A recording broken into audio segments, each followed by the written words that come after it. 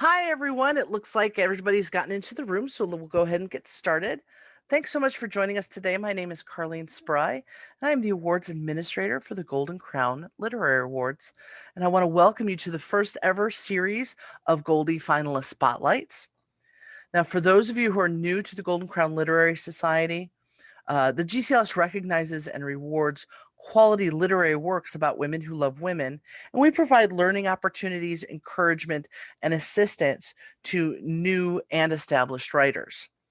We have a highly respected writing academy, which is currently taking applications. An annual gathering of readers, writers, publishers, and editors. That's our annual conference, which is coming up next month. And we have a monthly GCLS members only online book club. So we invite you to learn more about the GCLS, perhaps become a member by visiting our website at goldencrown.org. Now we'll have some time at the end of this session for Q&A. Please be sure to use the Zoom Q&A box to enter your questions. If you run into technical issues, please log off and log back in. That usually resolves most issues. And closed captioning is available. It can be accessed from the bottom of your Zoom screen. Now we're excited to have Karin Kallmaker as our sponsor today. Hashtag Congressman Douchebag is why science journalist Alice Cabot is exiled to the bubble babble of Beverly Hills. The stubborn New Yorker isn't about to let California's charms seduce her from doing her job. It's a Karin Kallmaker novel, so you know that California surfer girl Pepper Addington is going to roll over Alice like a tidal wave. Everybody keep your eye out for Simply the Best coming out in early in August and in September. That sounds great. Karin, thank you so much for your support. So let's go ahead and get started. I want to introduce our authors today. Rachel Lacey will be reading from contemporary romance Midlake novel finalist Don't Cry for Me. Penny Mickelbury's book You Can't Die But Once is a finalist in the Anne Bannon Popular Choice category. Kim Taylor Blakemore will share a selection from The Companion, which is a finalist in general fiction. And E.J. Noyes is reading from her book Reaping the Benefits, which is a finalist in the contemporary romance long novels category, as well as the Anne Bannon Popular Choice category, assuming that her technical issues work out, because she is having some technical difficulties right now, but we're not going to hold that against her. No, we're not. So this is our panel for today, and let's go ahead and get started. And Rachel, you have the floor, so it's all yours. Hi, everyone. Thanks so much for being here with us today to listen. I'm Rachel Lacey, and I will be reading to you from my contemporary romance, Don't Cry for Me. In the book, Josie owns a bar that's struggling to stay in business, and she also runs a kitten rescue. Eve stars on a reality television show called Do Over, where she goes into struggling businesses and remakes them to help them succeed. When she finds a litter of abandoned kittens, she turns to Josie for help, and Josie convinces her to feature her bar on Do Over in return. In this scene, Josie and Eve are seeing each other for the first time since sharing an unexpected kiss. Eve pushed through the front door promptly at 10, box of kittens in her arms. Josie met her halfway to take them from her. She caught Eve's eye, smiling. Hi. Hello. Eve wore a black knit dress, accented by a long silver necklace and matching earrings, a warning flashing in her eyes. As if Josie had forgotten. They couldn't mention Friday night, at least not while the crew was around. Still, she took a long moment to soak in the sight of Eve, looking good enough to eat in that dress and her camera-ready makeup, smelling like some kind of expensive perfume that made Josie want to press her face to Eve's neck and just breathe her in. Eve cleared her throat, and Josie realized she'd been staring. Probably too long. Definitely too long. She dropped her gaze to the box of kittens in her arms. Oh my God, wow, they've grown. 4 pairs of baby blue eyes stared back, alert and curious. Phantom, Pippin, Hamilton, and Blanche, their little theater kittens. They have, Eve agreed, not surprising considering how much they've been eating. I'll take them upstairs, Josie said, hoping Eve would follow so she could have a moment alone with her. But Eve merely nodded before walking over to talk to a member of the film crew. Fine. She could act like nothing had happened, but she had opened up to Josie on Friday night. She'd held Eve in her arms, had kissed her until she'd moaned and pulled at Josie's clothes in desperation. They might not talk about it, but they would both be thinking about it. There was no way Eve wasn't thinking about it, no matter how cool and calm she looked right now. So Josie took the kittens upstairs to her apartment. She set the box in its usual spot in her living room, pausing for a moment to watch them. Now that they were no longer being jostled around in transit, they were in the process of snuggling into an adorable pile to go back to sleep. According to the schedule taped to the side of the box, Eve had fed them an hour ago. The distinctive sound of heels on the stairs met her ears, and Josie turned just as Eve arrived in the doorway. She stopped there, leaning one hip against the doorframe, expression casual. I just wanted to remind you to act surprised when we shoot our segment downstairs, as if you're hearing it all for the first time. I know, Josie told her. I'm not much of an actress, but I'm sure I can manage to look surprised. Okay. Eve turned as if to go. Wait. Josie closed the distance between them in several quick steps, not even sure what she was going to say. But once she was standing in front of her, she realized she just needed to feel the connection that ran between them whenever they stood this close. It hummed through her, causing goosebumps to pebble her skin as she looked into Eve's eyes. You can leave them here this week. What? Eve's gaze dropped to Josie's lips. The kittens. Swanson's is going to be closed all week, so I should have plenty of time to look after them. Oh, Eve said, glancing over Josie's shoulder at the box of kittens. Okay. You know, for someone who endlessly harassed me about taking them off your hands, you don't seem all that excited that I'm finally able to help, Josie teased, reaching out to thread her fingers through Eve's. Eve's chin went up, a muscle in her jaw clenching. Believe me, I am. You won't miss them even a tiny bit. Josie gave her fingers a squeeze. I'll be so busy this week, I'm not sure how I would have managed them anyway, Eve said. A deflection if Josie had ever heard one, but she'd never expected Eve to admit being fond of them. Josie didn't really need to hear her say the words. She'd seen the evidence for herself every time Eve interacted with them. Well, you can feel free to stop in and visit us anytime. Eve's tongue slid over her bottom lip, pink against pink. Josie tugged at her hand, where their fingers were still interlaced, and their bodies swayed together, so close she could feel Eve's warmth and see the pulse pounding in the hollow of her throat. Heat bloomed in Josie's belly, radiating through her core. Her heart thumped wildly against her ribs, and she felt herself leaning closer, drawn to Eve almost against her own will, needing to feel her lips, even if just for a moment. Eve inhaled sharply, pupils dilating as Josie dipped her head. Don't, she whispered, just before Josie's lips met hers. Yay! Thank you. I am the wild applause that you cannot hear from the rest of the audience. Yay. Okay, excellent. Thank you so much. Rachel, let's go ahead and move on now to Penny Mickelbury. The floor is yours, ma'am. All right, here I am. Hello, There you everybody, are. and thanks for joining us. I am happy to be able to read to you from You Can't Die But Once, the 6th book in the Mimi Patterson, Gianna Malioni mystery series. For those of you unfamiliar with the work, these stories take place in Washington, D.C. Captain Malioni is a high-ranking police officer, and Mimi Patterson is a well-known investigative newspaper reporter, and they love each other a lot. So without further ado, and this reading comes from chapter 2 in the book. White power, America for Americans. White lives matter. White is right. White is might. Heavy clouds, accompanied by heavy humidity, hung over the demonstration, but the threat of rain remained just that, a threat. No matter how many hopes, wishes, and prayers for a downpour were sent to wherever the supplicants sent their pleas for a rain out of the meager gathering. Fucking weather forecasters, wrong again, was heard as often as the pleas for rain.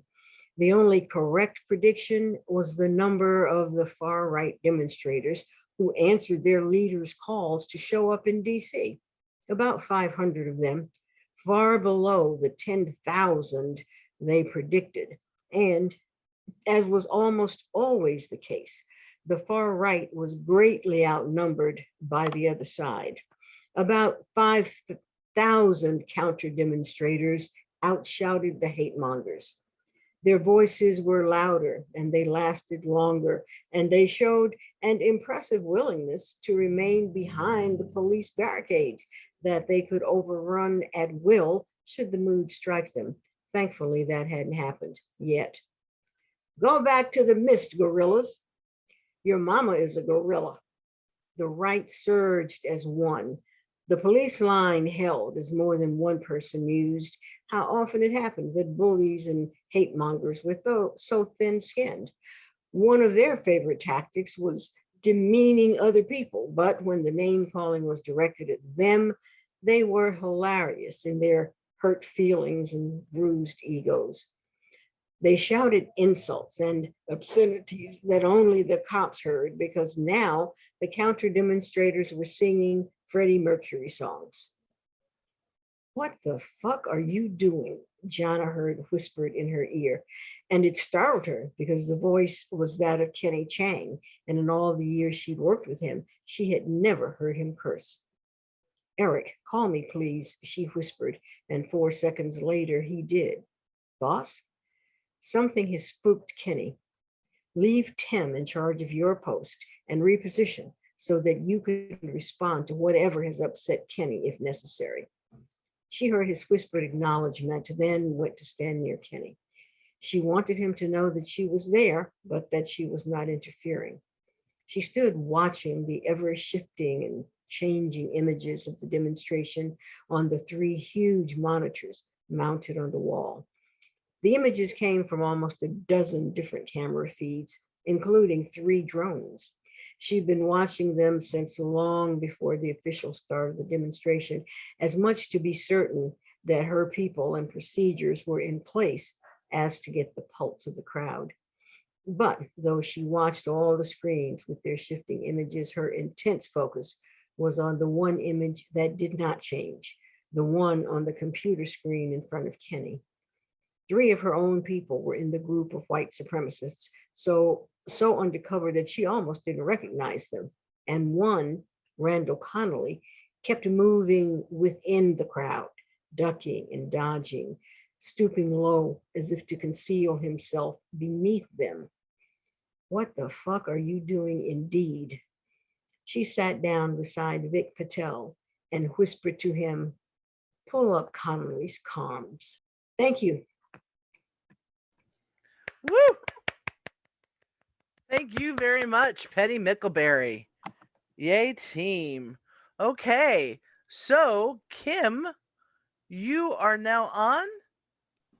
There we go. Okay, thank you, Kim. I am really happy to be here. Thank you so much, Carlene and Golden Crown. You guys are amazing. So thank you very much. I'm the author of The Companion. Here's the book. It's set in 1855 New Hampshire. It's a historical suspense about a maid who's been accused of killing 2 women in the house she worked. And as she is in prison, she tells the story of what happened in that house. So I'm going to read from us pretty far into the book when she is in jail waiting to hang. My life is measured in hours and minutes, breaths and regrets. It seems only a flick of time, as if I just turned my head away from Cook, my attention caught on some immaterial object, a yellow leaf floating in a blue sky, a water stain browning a wall and awaiting Jacob's repair, the whoop of John Friday as he worked the horses. I could glance back, I think, and there would be Eugenie reworking an embroidery pattern. Looking up, eyebrow raised as I entered the morning room to change the ash bin or the flowers. Good morning, Lucy, she would say, and return to her sewing. I could count on my fingers the times we'd spent together or even passing each other in the hall. I even envied Mr. Burton, his rare dinners with her, as silent and stilted as they seemed. Then there were our nights when she'd leave a slip of paper in the dustbin I carried or folded in the linens brought down to wash. How I hungered for those nights. I wanted the taste of her kisses, the brush of her hand on my cheek, the soft words against my neck, the whispers as I read her correspondence aloud, and the titters at the cheap but thrilling romances she loved to hear. I tasted desire, round and spicy, pepper hot. I tasted life, sharp and rough and hungry. But if I glance the other way, there's no more kitchen, and the sky is not blue, and Eugenie does not hide a smile as I slip by and brush my hand to hers. But perhaps those were all lies anyway, lies I've told myself to keep myself sane. What does it matter what story I tell? The words cannot undo what's been done, nor give life back to those who've lost it. Words can be twisted any which way. Move a sentence here, change a name there, shift a day or desire, put words in one mouth or take them from another. She stands accused of murder. She stole a horse to flee her crimes. She screamed and screamed at the men who caught her, a harridan drenched in blood. She stole a bracelet of gold and emeralds from the wrist of a gasping woman. She crushed another's head and left the girl to freeze in the snow, heartless. She could account for none of it. She could account for all of it. She blamed the living. She blamed the dead.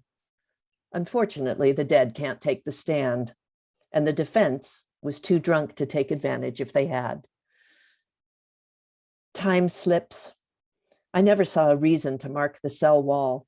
One way leads back to that horrible morning. The other runs in stitches to the gallows. Just a month ago, I stood in court, or was it 2? A young woman clutching a wood rail smoothed by the hands and sweat of those who gripped it before. My skirts didn't quite hide the chains that bound my ankles, or when my knees knocked and trembled, setting the manacles to clank and thump. Heavy breath rolled from the balcony, foul with tobacco and spittle. The wood groaned from the weight of the crowd. They'd come to witness the judgment. The magistrate realigned his black cap and stared all around with his pale eyes before smoothing the paper under the heel of his hand. Lucy Blunt. His voice was reedy and thin. The paper crackled and hissed as he pushed it across his bench. You have been found guilty of murder. No gasps, no women fainting and men charging forward, as they did so often in the penny papers. Silence instead, shaped like an egg. But it was not me. My voice failed me, and the judge took up his words. You are condemned by this court to hang by the neck until dead. May God have mercy upon thy soul. It was not me. A single thump of the gavel, an inward rush of air. Then the room a maze of sudden shouts and a crush of bodies jostling and shoving me from the box. I turned back to the balcony, my eyes scanning the swaying crowd. The woman I searched for was easy to spot, her red hair so shocking against the grays and tweeds of the audience and the white of her ermine stole. Once our eyes met, she kept hers steady on me. Aurora! I felt my throat swell with the fist of an impending sob. Mrs. Keppel. But she could not stop this.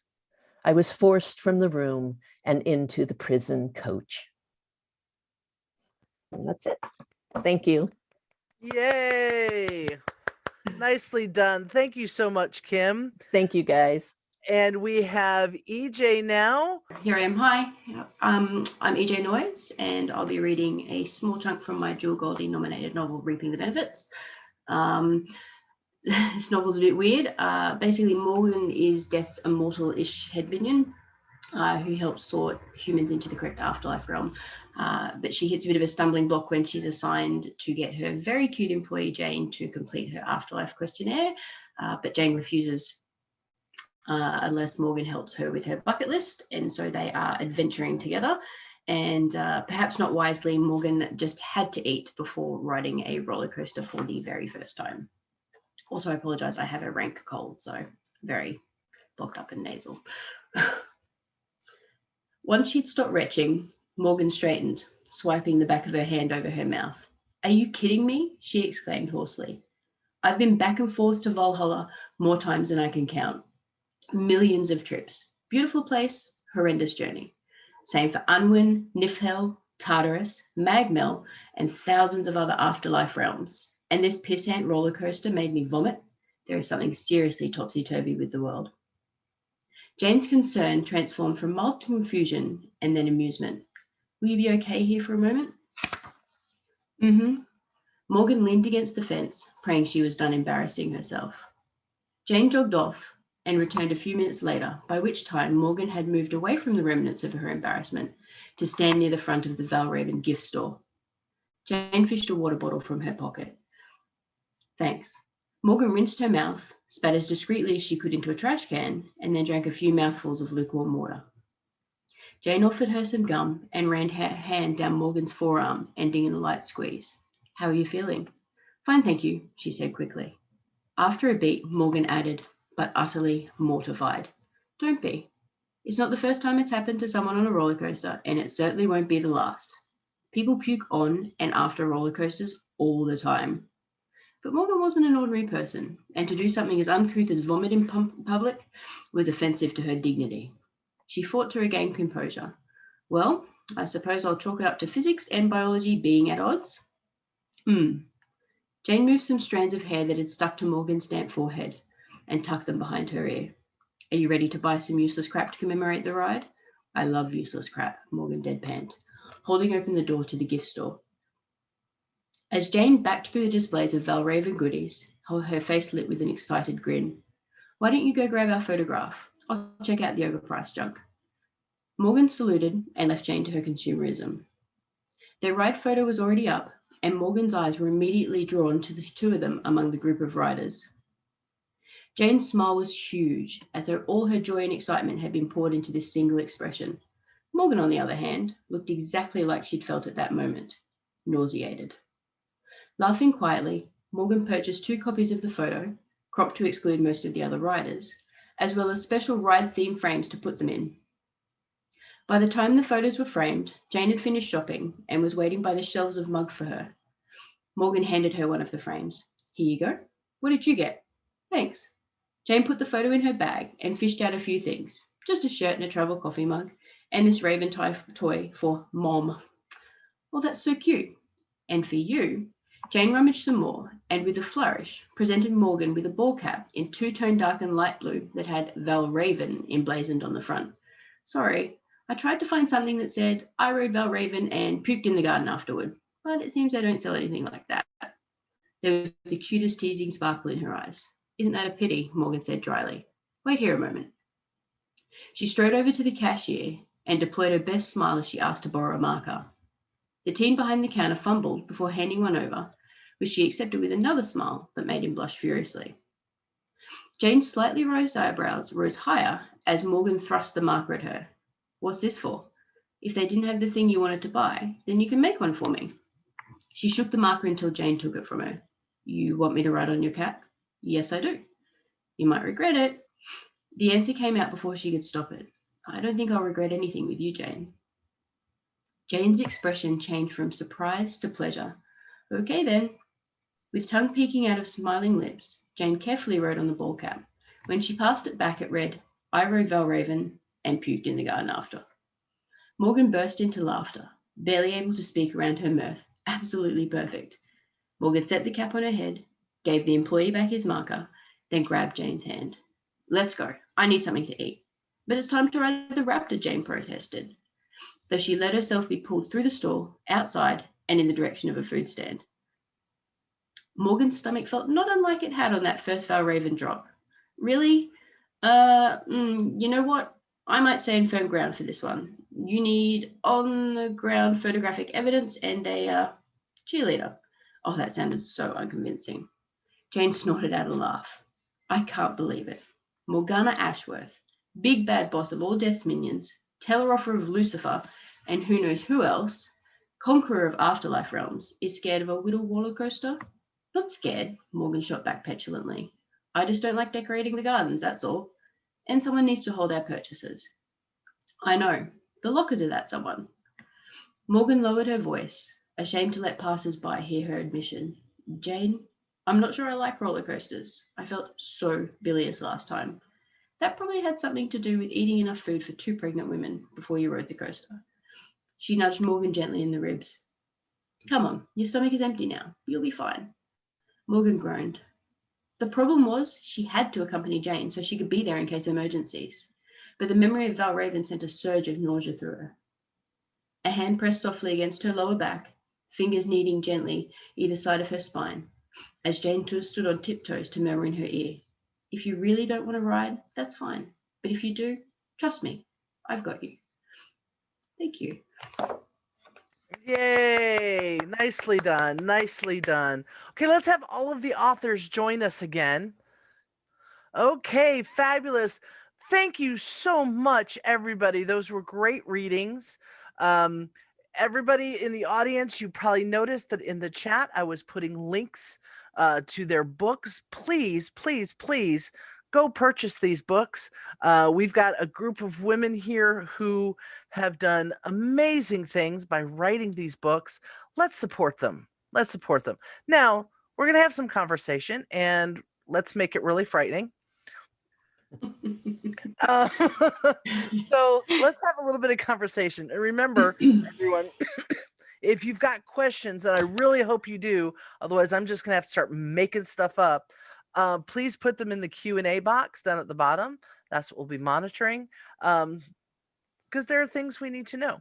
And one of the things I'm going to start with, and we're just going to go around to everybody, so this is for everybody, is I want to know, where did this book come from? Where did you get the idea for this particular book? And EJ, I want to start with you. Where did this come from? How did you come up with this idea? It sort of happened the same way that most of my books do, is I just daydream. And usually what happens is I think of something that I find funny, and then it sort of spirals from there. So in this case, the novel started, I had this bizarre idea of originally Death, sort of walking among us just as a human, great person, you know, not scary at all, and sort of working in an office environment. And just one day she called her personal assistant in and sort of said, "Oh, you know, hey, guess what? You need to complete your afterlife package so that you know where you're going to go after you die." You know, and then her PA would be freaking out, and, you know, Death's really calm. And then at the end, I just had this hilarious idea of, you know, this big dramatic moment, and then Death just sort of goes, "Oh yeah, okay, cool, but can you go get me a coffee?" Like, you know, just haha. Just sort of completely downplaying the whole thing, and it sort of spiraled from there. So yeah, it's definitely, it has been called paranormal, but I don't think it's paranormal. I just think it's romance with a bit of a weird twist. So yeah, just Okay. had a weird idea, and it sort of spiraled from there. Okay. Spiraling weird ideas. They work. They work. It seems to have worked for me so far, so I think I'll just keep having spiraling weird ideas. Yeah. Betty, how about you? Where did the idea for this book come from? How did it foment? I was a journalist, a newspaper, radio, and television reporter in my other life. I still read several newspapers, not a day like I used to, but a lot of them. And my reporting work was done in Washington, D.C.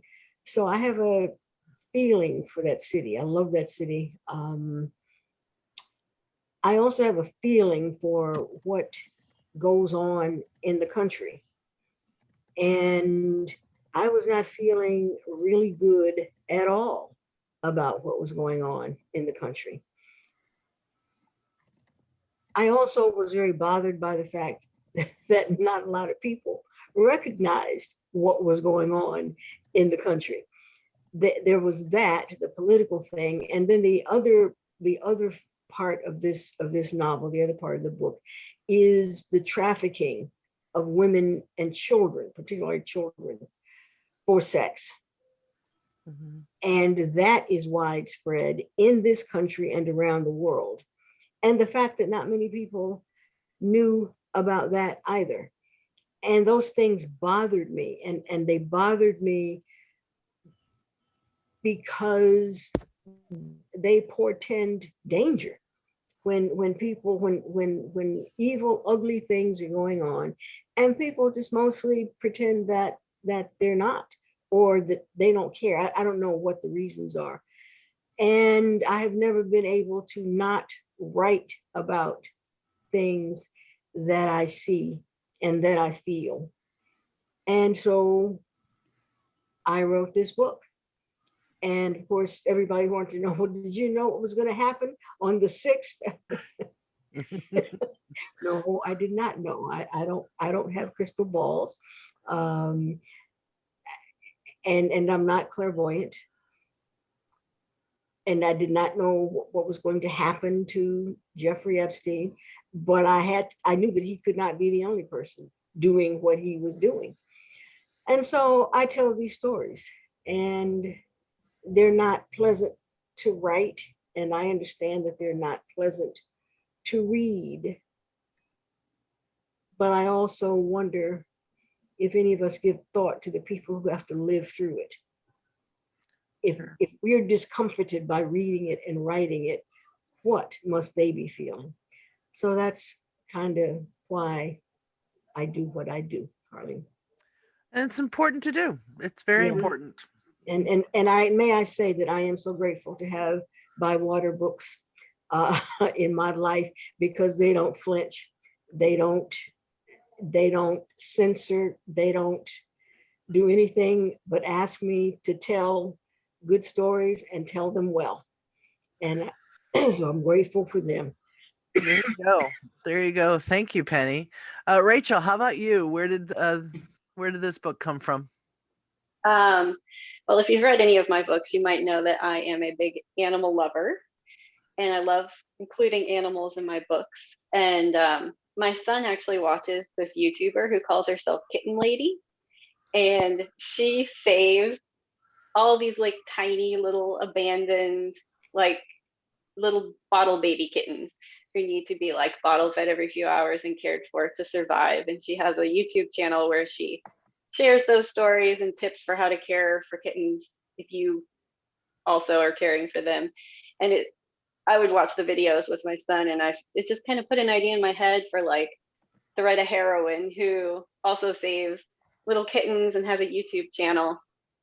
And almost immediately I was imagining like my other heroine to be this really like kind of glamorous, corporate, successful, knows nothing about animals, and she stumbles across an abandoned litter of kittens, and she has no idea what to do.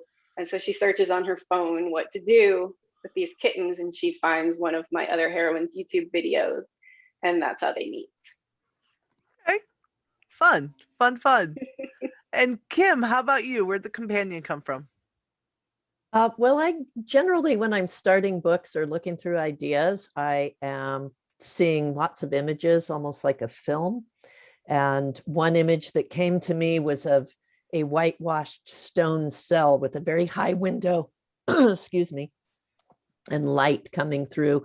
And it was highlighting a chair and a woman sitting in it in prison grays of the time period of the 1800s. And she turned to me and said, "Stories move in circles," and smiled. And I was like, well, what in the world does that mean? And I just sort of kept looking at images from that. So the story started with her, with Lucy Blunt. She wasn't called that when I first started it. And following a liar through a story. And she's very much the unreliable narrator. Very interesting. I love books with unreliable narrators. They're just so rich, so rich. And it also it makes me also want to go back and revisit Alias Grace. Mhm, mhm. It really does. Which that's another story altogether. Okay, well then, another question for you guys then. Penny, I'm going to start with you. Okay. Coffee or tea? Coffee. Straight up, cream, sugar, a little bit of A whiskey. little cream and a little sugar. Okay, But Rachel. that's morning. Tea in the afternoon. Okay, tea in the afternoon. Rachel, how about you? Coffee or tea? Tea. I don't know if you would believe, I have never had a cup of coffee in my life. I only started drinking tea about 2 years ago, but I'm kind of addicted now. So yeah, tea. Okay. Kim, coffee or tea? Coffee all day long with half and half. All day long. All day long. And she's proud of it. Ugh. Yes, can't you tell? EJ, how about you? Coffee or tea? Coffee with a little bit of almond milk. I did drink tea once by accident. It was the day of Princess Diana's funeral, actually, and I went to a friend's house to watch it, and her mother brought us tea, and I drank it, and I was like, "Ooh, what is this?" And it's such a standout moment in my life that's the one time I drank tea, and I only ever have one cup of coffee in the morning, and that's it. So. Well, there you go. There you go. I've never been a coffee drinker. I tried once, and I went, "Yeah, can't do it." I even tried with like, here's a glass of milk with like a teaspoon of coffee. Still couldn't do it. Still couldn't. So you all are Goldie finalists. Yay! What now? What's coming up for you? What's in the hopper? Do you have a new release that you want to talk about, or do you have something that's going to be released in coming months? What's going on with you? EJ, let's stick with you. What's next for you? I just had my 8th novel published in, what is it? June. So May. Pas de deux. I can't pronounce it, as everybody probably knows. I don't speak French. So it was a very embellished semi-autobiographical novel of how my wife and I met in Pony Club and were mortal enemies, and then met again as adults, and are now married and have been for, not married for very long because Australia, yay, but together for 15 years. So that just came out, probably one of my favorites. Got horses. My favorite son, who we had to sell, we've just moved to New Zealand, so it's a bit of a weird emotional mix, that story. But I have my 9th novel, Go Around, coming out in November, which I am madly editing because it's due. Top tip: don't try to write a book when you're have a COVID delayed move overseas, because it's really hard and stressful. So yeah, that's coming out. That's probably I would call it a second chance romance, featuring an air marshal and an actress who meet again after a not very nice breakup. So that'll be out in November this year. So Okay. then, trying to figure out what to do for number 10. So yeah. Okay. Well, chop, start daydreaming. I'm typing as fast as I can. Rachel, how about you? My next book will be out in December. It's called Read Between the Lines, and it is first book in a new series. And it's sort of a sapphic You've Got Mail inspired book.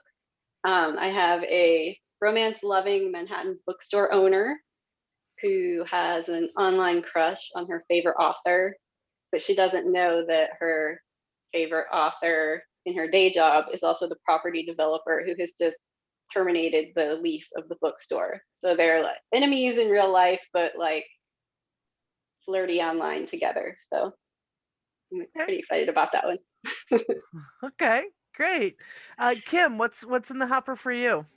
My latest historical thriller, After Alice Fell, came out in March, and it is set in 1865 in the same area the companion is in, and it's about a woman, a Civil War nurse, who comes home to find that her sister has been committed to an asylum and is dead. And the asylum says that she jumped from the roof, and the sister doesn't believe it. So the entire story is her trying to determine what happened to her sister. And I'm working on another historical thriller called The Deception, and it's about mediums and fraud in 1870s New Hampshire. Okay. That'll be up next October 2022. Okay, excellent. Penny, what are you working on? Well, while we're talking historical, I am working on the sequel to Two Wings to Fly Away, which also was a Goldie finalist, I'm happy to say.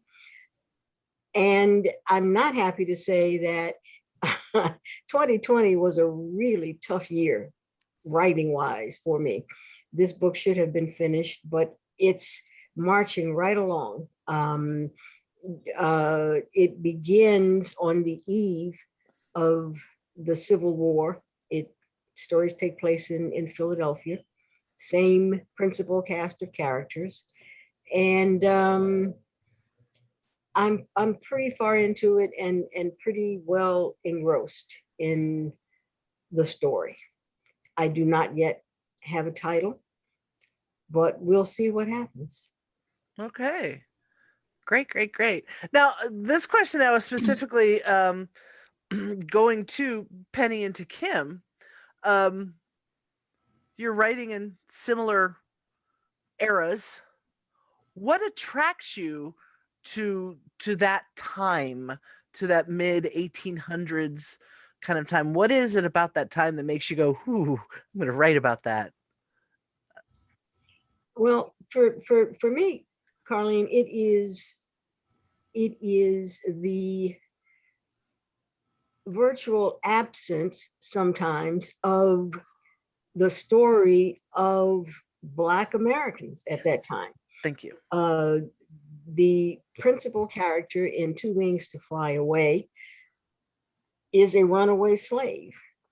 And these principal characters continue to operate and live even as the Congress of the United States and the Supreme Court of the United States decree that they can and will never be citizens. And yet they're here. And it creates an enormous dilemma, not only for them, but for people who are their friends, who are white Americans, who are citizens, and who have to consider and contemplate the possibility that these people for whom they have developed feelings can never, ever be equals, can never be citizens. And I am drawn to that story because if the facts had come to fruition, I likely would not be sitting here talking to you today. And yet here I am. Thank heavens. Yeah, Indeed. I could co-sign that. In fact, I will happily co-sign that. Thank heavens. Yes, I'm still here and still standing, and happy to be here and standing. And I wish we could fix some stuff, but maybe that's why those of us who write do what we do. Yes, yes. Kim, how about you? What is it about that time period? Well, I love both historical fiction and I love Gothic fiction. And pretty much there's murders in every one of my books. So it's really much easier to get away with murder in the 19th century than the 20th century. So it sets up a lot of very cool sorts of, there's no phones, there's no cars, there's no way to track things. So it can set up a lot more psychological cat and mouse games between people. Right. For the companion, I was really, really interested in the power struggles between three women without agency. And that was really interesting to follow. So Lucy Blunt, the maid, has no agency at all, is the lowest in the household. And yet she has scrappily and devilishly made herself survive. And the mistress of the house is blind. And so she is taken care of by her husband's cousin, who is unmarried. And at the time period, it was very common for the cousins or the unmarried women to go house to house to house and stay with the family. So I was really trying to go, what do you do when you have these three people have no agency, and what is the struggles they use to get power in that house? So, yeah. Very interesting. Very interesting. Yeah. I asked that. I did my master's thesis dealt with Civil War texts, and I spent time at the Library of Congress looking through primary texts from that time, because that's what I wanted to pull. And man, those librarians at the Library of Congress, they must have, some of them hated me, some of them were right there with me. And one of my questions was always, where are the texts from women? Because that's what I was focusing. I was focusing on women, like, and where are the texts from Black women? Because I know they're out there. They're out there. Where are they? And I made those people dig to find those for me for my thesis. So fascinating stuff. So now I'm going to come back over to EJ and to Rachel. And I want to ask you two now, because both of you are primarily romance writers. Am I correct? Yes. Yeah. Mhm. Why? What draws you specifically to romance as opposed to mystery or paranormal or sci-fi or anything else? Why that? Either one of you can go, whoever's ready first. You're it, Rachel. Tag, you're it. It's what I love to read, and I don't know, I just love like creating that magic of two people falling in love and by romance. Yeah, I just and I don't have a lot of knowledge about like historical things to be able to write that accurately. So I don't know. I really love staying in the present day world and giving some people some happiness. Okay, all right. EJ, how about you? I just kind of fell into it, and now it's working, so now I'm sticking with it. I mean, I think I write romance with a sort of side, I don't know, genre, I guess, throughout my novels of, drama, weirdness, all that sort of thing. I think I agree. I think I enjoy building that connection from, with the exception of a couple of my novels, they've all been people who haven't known each other or don't know each other very well, and then they sort of meet and fall in love and that sort of thing. So building that sort of journey, I find really interesting, challenging, but just that dynamic of how do you go from, not really knowing someone to being in love with them. So that's what I enjoy creating. But I mean, I've got a historical fiction that's sort of mostly written, but it's got romance in it. So like it's, like I think no matter what I write, I'm always going to want to put romance in, just because I think it's fluffy. But I actually don't read a lot now that I've sort of started writing. I just don't have time, and it makes me feel really weird and self-conscious about my own work. So I sort of, really stopped reading lesfic or women loving women fic when I started writing it. So, which is unfortunate, but yeah. Okay. Now this is for all of you, and whoever has a ready answer first, just pop up and start talking. If somebody were to come to you and say, poof, you now have the ability to write totally outside of your comfort zone. Okay? Just in an area that you never thought that you'd be able to write in. What would that be? What would that I'd love to write this, but it's way outside my comfort zone and I don't feel comfortable. But somebody says, boom, you can do it now. Go. What would that be? I'll jump in. I'll say some sort of like thriller or like suspense. I love reading them, but I can't write them. Okay. But yeah, so Well, it'll probably still have some romance in there, but thriller. Rachel, on the same token, we should get together because I would like to write romance, but every time I try, somebody dies and falls in the water and drowns. So we could like All you need to do there is just have someone rescue them, and then it's romantic. Like, there you go. There you go. problem solved. There you go. That's what it is. Mine would be sci-fi thriller because I have a really short attention span. I hate research, and my reading comprehension is really poor.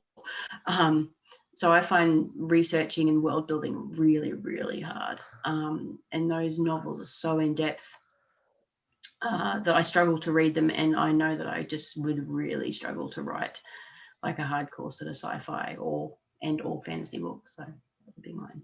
Okay. Penny, how about you? I would love to be able to write science fiction, but if somebody is going to do a poof and wave a magic wand, then have me come back as Octavia Butler. If I could do it like she did it, that's what I'd want to do. And I have great admiration, but I don't. My imagination tends, I guess, to be just a bit more pedantic. You know, I don't imagine, I guess, outside the box too well. But science fiction, I'd love to be able to do that. Okay. All right. I'd also love to read your thesis, Carlin. Oh, if I could find it. Yeah, it was actually a performance thesis. I put together a script from those texts. So it was a performance of women from both sides Wow. of the border. Oh, awesome. So it was fascinating research. And tell you what, researching in the Library of Congress is the coolest thing ever. Is the coolest, yeah. Oh, it's yeah. so awesome. And it's wonderful that since you can't go into the stacks, they bring your books to you. Oh. You say, I'm at this desk number, and they go, okay, here are your books, ma'am. That's Can I have cool. a cup of coffee while you're at that? Yeah. While you're bringing your books? Getting some snacks. Yeah. Each desk has its own little vent for the air conditioner and its own little light. It's so cool. But anywho, moving on. That's not what this whole session is about. Not my thesis.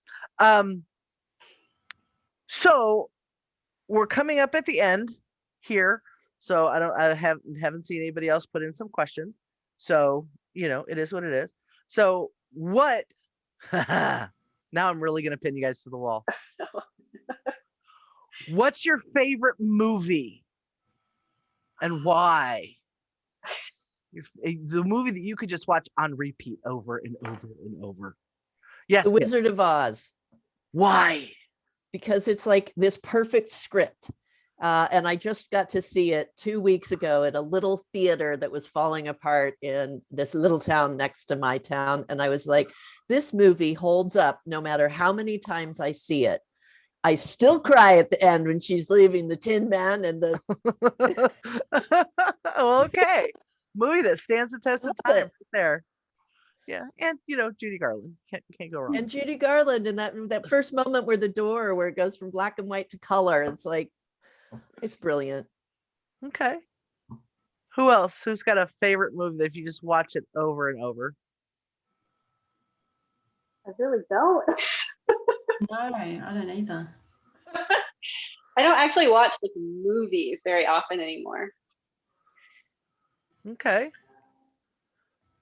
Penny, do you have any? Not really. I mean, I'm not a huge movie fan, but I'm trying to think of the name that, pardon me. And this is going to sound really weird, but there are two Westerns that I really like. One is Unforgiven, which was a Clint Eastwood directed film. And I'm not a Clint Eastwood fan at all. And the other one, and I can't think of the name of it, but it was a Lawrence Kasdan film, and Linda Hunt was in it, which is totally surprising because Linda Hunt in a Western, Yeah. But she was wonderful. And Yeah. I watched that movie 3 or 4 times, and I don't know why the name is escaping me. But I don't go to movies much, and I don't really watch a lot of them. Okay. All right. Well, I am going to challenge everybody here, including the audience. When you get the opportunity, just watch Howard the Duck. Just watch Howard the Duck. Trust me. Howard the Duck will just make you sit there and go, what in the hell did I just do with 2 hours of my life? But yet you won't be able to look away. You just won't be able to look away. It's a fabulous, fabulous thing. I mean, come on, it was directed by Steven Spielberg. It's from the Marvel Universe. It's Howard the Duck. And it's Leah Thompson in underwear. So it's all good. Let's get right to the heart of it. Okay. Do you guys have any questions for each other before we sign off? Anyone? No? Okay. I'm just really honored to be on this panel with all of you guys. So Same. Well, this has been a I really might have to pick your brains, Kim and Penny, about how to write historical romance. Historical, and I'll just add the romance. Or add the romance myself. There you go. There you go. See, and I Because think we've the had some research is so collaborations hard. here. It's really hard. I think it's not the research is hard. I think it's me like collating the information that I've learned, because I don't plan. I hate lists. I hate, I just blurt words. So having to put facts into, my blurting is tricky. So I might hit you up. Absolutely. I think Historical. we've got some collaborations here. I mean, Yeah. I Yeah. see some co-authored books happening left and right with this group. So that's exciting. That's super exciting. But once again, congratulations to all of you for being shortlisted. Yay, you. team. And everybody in the audience, if you can hear my voice, go click those links, go buy these books. I mean, they do it for the love of it, but come on. Let's help them pay their rent too. Come on. I mean, let's be honest. So thank you all very, very much for your time. I appreciate you spending the time this weekend. And I hope that we'll see everybody, again, within the sound of my voice, everybody at the Goldie Awards on July 31st, if not our entire conference, because there should be some good things happening throughout the conference. So again, thank you very much, everybody. Thank you, Enjoy Carleen. enjoy the Thank rest you. of the Yeah. weekend. Thanks all. Thank you, Carleen, you. always everyone. for all your good work. Thank you. Thank you Thank very you. much. Thank Take you. care. Take care.